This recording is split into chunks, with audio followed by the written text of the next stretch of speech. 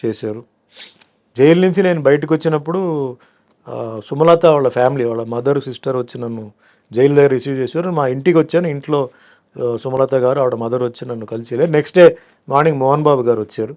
ఒక దండ, అందుకే నాకు మోహన్ బాబు గారు అంటే అందరూ ఆయన కోపిస్టు అది ఇది అని చెప్పి ఏం చెప్పినా అంటే ఆయన character okay, golden heart. But ఆ ఒక్క విషయానికి నేను ఆయన్ని పాదాభివందనాలు చేస్తున్నాను. గేట్ దగ్గర వచ్చి నుంచున్నాడు.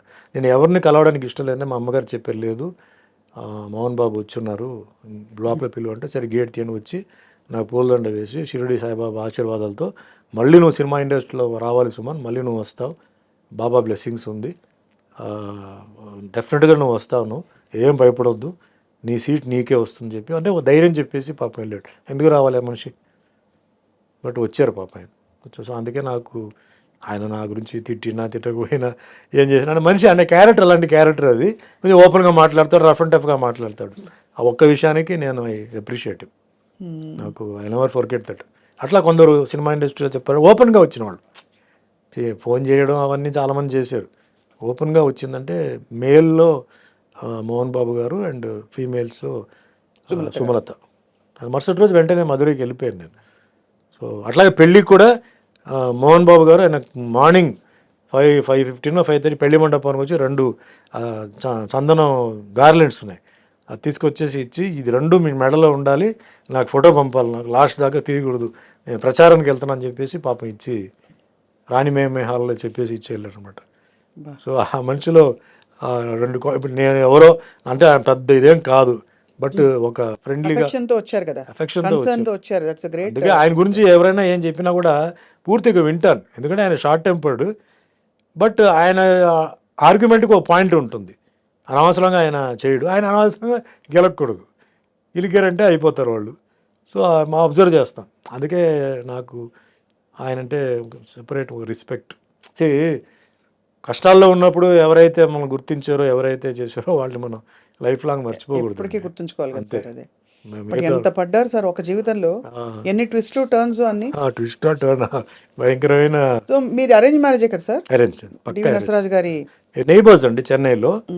సో నేను బెయిల్ టైం అయిపోయింది, ఇంకా కొంచెం నడుస్తుంది.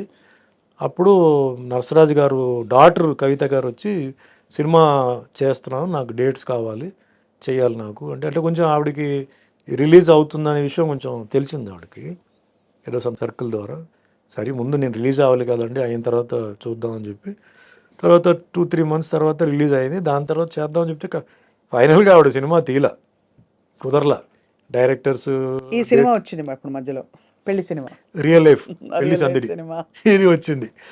సో అట్లా లైఫ్ అట్లా జాయిన్ అయిపోయి, సో నరసరాజు గారు ఒక గొప్ప రైటర్, సో ఆయన ఆశీర్వాదాలు, ఆయన కొన్ని ఒపీనియన్స్, అడ్వైస్, అది కూడా నాకు తర్వాత హెల్ప్ అయింది. ఏదో మనం యాక్టర్ అయిపోయాము మాకు అన్నీ తెలుసు అని కాకుండా, ఎందుకంటే ఆయన ఎన్టీఆర్ గారి గురించి, నాగేశ్వరరావు గారి గురించి, కృష్ణ గారి గురించి, కృష్ణరాజు గురించి సోహన్ చెప్పేవారు. సో ఒక్కొక్కరు వాళ్ళ క్యారెక్టర్స్ ఏంటి, హౌ దే సస్టైన్ ఇండస్ట్రీలో. అండ్ మోస్ట్ అసలు రఫ్ అండ్ టఫ్ డిసిప్లిన్ అంటే రామారావు గారు, యాక్టర్, ప్రొడ్యూసర్, డైరెక్టర్, మళ్ళీ ఒక ఇమేజ్, ఇది variety of characters, dialogue delivery, punch కించ్ అన్నీ నాకు ఇన్ఫర్మేషన్ అంతా జెన్యున్ ఇన్ఫర్మేషన్ వచ్చింది ఆయన ద్వారానే. సో నాగేశ్వరరావు గారి గురించి. What a great life sir. అంటే అలా మీరు బయటకు వచ్చేయడం, మానసికంగా మీరు బయటకు రావడం is the biggest. I think మీ మార్షల్ ఆర్ట్స్ కూడా మీకు చాలా సెంటరింగ్ అండ్ మెడిటేషన్ నేర్పించింది, ఇన్నర్ మెడిటేషన్. మార్షల్ ఆర్ట్సే నన్ను కాపాడింది. ఎందుకంటే జైలుకి వెళ్ళి బయటకు వచ్చిన వాళ్ళు రూపాలు మారిపోతాయి, మీకు డిప్రెషన్లో రూపాలు మారిపోతాయి, ఫిజిక్ మారిపోతాయి, అన్నీ ఉండదు అక్కడ. ఆ సిచ్యువేషన్లో తట్టుకొని, ఆ సిచ్యువేషన్లో ఉండి, అది హెల్ అండి. అది మనం అలాగే మెయింటైన్ చేసామంటే మార్షల్ ఆర్ట్స్, మెడిటేషన్, నా బిలీఫ్, కర్మ సిద్ధాంతం బిలీఫ్. అండ్ పైనుంచి దిస్ ఇస్ అ ఫేజ్ అండి, ప్రతి ఒక్కరికి ఒక ఫేజ్ ఉంటుంది, ఆ ఫేజ్ పాస్ అవ్వాల్సిందే. ఇప్పుడు చంద్రబాబు నాయుడు గారు ఉన్నారు, ఆయన జైలుకి వెళ్ళారు కదా, ఒక ఎక్స్-సీఎం ఆ ఏజ్లో. మరి ఆయనకి ఎంతోమంది ఫాలోవర్స్ ఉన్నారు, లీగల్గా అన్నీ ఉన్నారు కదా, ఢిల్లీలో కూడా ఎవరు ఆపలేకపోయారు కదా. అదే నేను చెప్పేది కర్మ అనేది. కర్మ మీరు పోవాల్సిందే.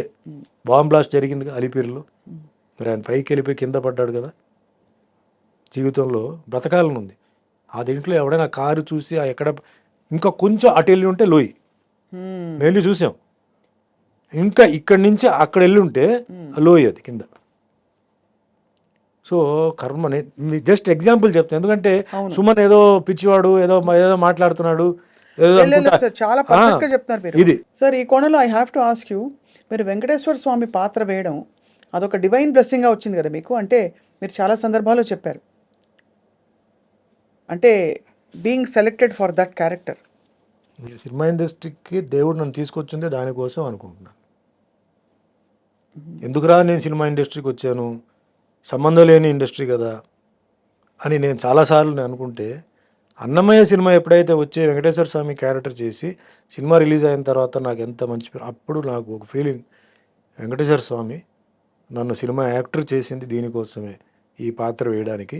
ఇన్ని సంవత్సరాలు ఆ ట్రైనింగ్, వెంకటేశ్వర స్వామి క్యారెక్టర్ చేయడం ఈజీ కాదు. ఎక్స్ప్రెషన్ కానీ, ఆ ఫిజిక్ కానీ, ఆ ఫేస్ కానీ, ఆ టైం వచ్చేటప్పటికి ఆ షూటింగ్ స్టార్ట్ అయింది. అలాగే శ్రీరామదాసు, సత్యనారాయణ స్వామి, ఇవన్నీ నేను ఫీల్ అవ్వడం అదే. ఫైట్స్కి ఎంతోమంది ఉన్నారు, డాన్స్కి ఎంతోమంది ఉన్నారు, గ్లామర్కి ఎంతోమంది ఉన్నారు, బట్ ఈ క్యారెక్టర్ చేయడానికి ఎంతమంది ఉన్నారు, ఎంతమంది చేశారు, ఎన్ని సక్సెస్ అయింది. సో నా ఫీలింగ్ ఒకటే, నేను అంతకుముందు నాకు పెద్ద భక్తి అదంతా కూడా లేదండి. దేవుడు అంటే భయం, ఏదో నమస్కారం, టెంపుల్, తిరుపతి, తిరుత్తని, ఇటు రామ్. వెంకటేశ్వర స్వామి క్యారెక్టర్ వచ్చినప్పుడు నేను, బట్ రామారావు గారు చేశారు. ఆయనలో 10% మనం చేయగలిగితే చాలు. ఆయన ఏమేం చేశారు అని కనుక్కున్నాను రామారావు గారి దగ్గర పనిచేసిన వాళ్ళ దగ్గర. వాళ్ళు ఇట్లా ఆయన నేల మీద పడుకునేవారండి, మార్నింగ్ 3కి లేచేవారు, ఆ ఎక్సర్సైజ్ అవి చేసి ఇట్లా. సో అదే ఫాలో చేద్దాం. నేల మీద పడుకున్నాను, 3 గంటలు లేవడం, రెడీ అవ్వడం, 5 o'clock అన్నపూర్ణ స్టూడియో రావడం, వెజిటేరియన్, నో ఫ్యామిలీ లైఫ్, ఇల్లు షూటింగ్ ఇల్లు, అంతే. 8 months మార్నింగ్ చల్లనీళ్ళు స్నానం చేయడం, వింటర్ హైదరాబాద్, అక్టోబర్ సీజన్, ఒక ఇది పెట్టి చేశాను. మేకప్ అందరికి వేస్తారు, మన మేకప్ వేస్తే అది అందాలిగా. రాఘవేంద్రరావు గారు ఎలా ఏమని ఉంటారు మిమ్మల్ని చూసి? నన్ను స్వామినే పిలిచేవారు, పేరు పెట్టి పిలవాల. ఫస్ట్ నేను ఎప్పుడైతే ఎంటర్ అయ్యానో, స్వామి మీరు చేయండి, ఏదైనా ఇది ఉంటే నేను చెప్తాను, వేరే వాళ్ళు చెప్తే మీరేం డిస్టర్బ్ అవ్వద్దు, మీరు నన్నే అడగండి అని చెప్పేవారు. ఆ సినిమాలో ఆ పేరు వచ్చిందంటే డైరెక్షన్ సైడ్లో రాఘవేంద్రరావు గారికి.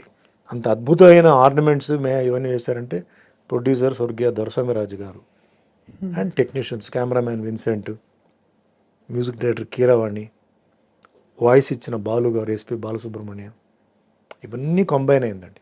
నేను ఒట్టి విగ్రహమే, ఆ విగ్రహానికి రంగు పూసి ఆ విగ్రహాన్ని అంత తీర్చిదిద్ది చేసింది ఏంటంటే వీళ్ళే టెక్నీషియన్స్.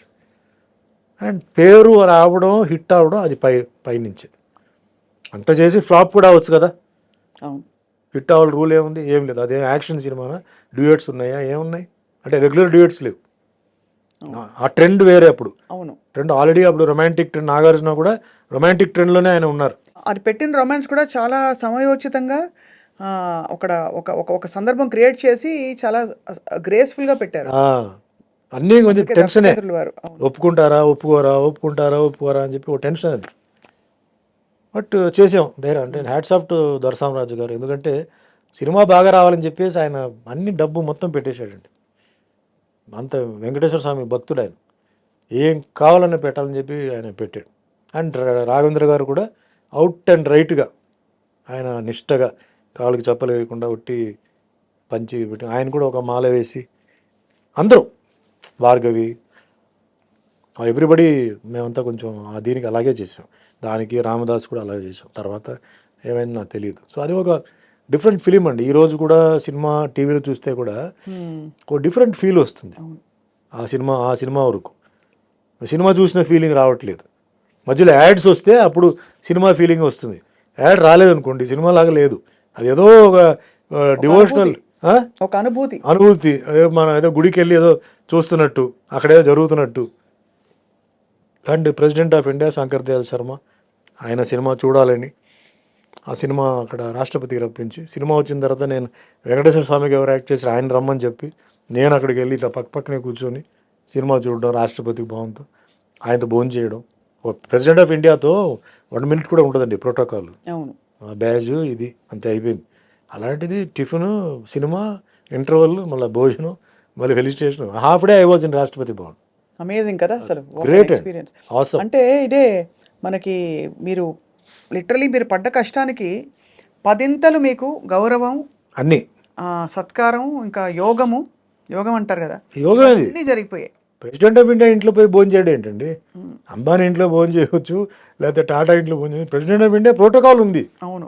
వై షుడ్ ఈ come, who easy, what is his background, ఎందుకు, ఇవన్నీ ఉన్నాయి. అప్పుడు నాకు సాక్ష్యం వచ్చి సిబిఐ డైరెక్టర్ అప్పుడు కార్తికేయన్, అంటే సిట్ జరిగింది కదా, special investigation team, Rajiv Gandhi murder case కదా, ఈ బికేమ్ ది సిబిఐ డైరెక్టర్. అప్పుడు CBI director, chief of army, chief of navy, chief of air force, దర్శనామతి గారు, నేను, అంతే.